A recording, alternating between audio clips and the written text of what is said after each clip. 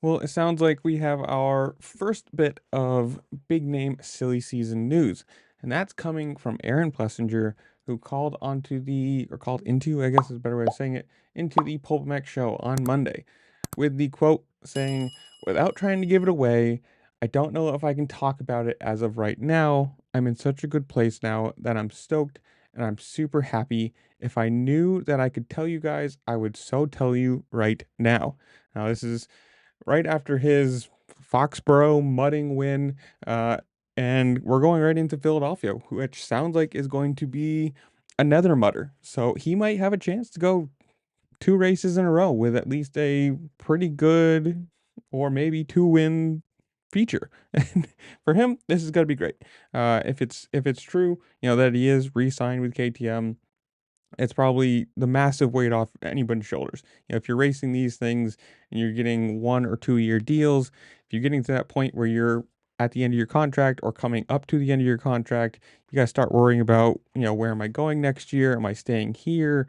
Am I doing well enough for them to resign me? Can it be a multi-year deal?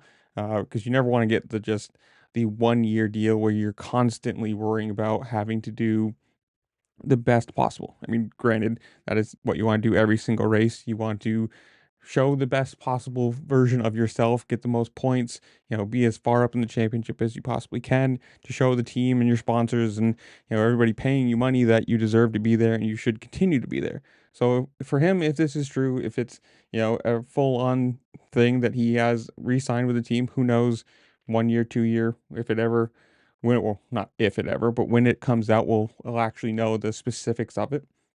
But for him, it's got to be pretty good. I mean, obviously, winning a race in Foxborough, which was an absolute tragedy of a race. Let's be honest here, but that's what it is. Dirt bike racing is dirt bike racing. You can't just race in perfect conditions, or otherwise, you might as well just do everything in domes, which kind of negates the point of what I think it is, but that's not here nor there. But for him, again, if this is true, it's got to be great. You don't have to worry about anything more. Obviously, with the rumors of Sexton maybe going to Kawasaki, means he'll probably get another teammate or a different teammate, or maybe they'll just run a one bike team with how the financial thing with KTM is still going. I know this has kind of been sort of figured out, I guess, but we'll see how it actually works out in the long run.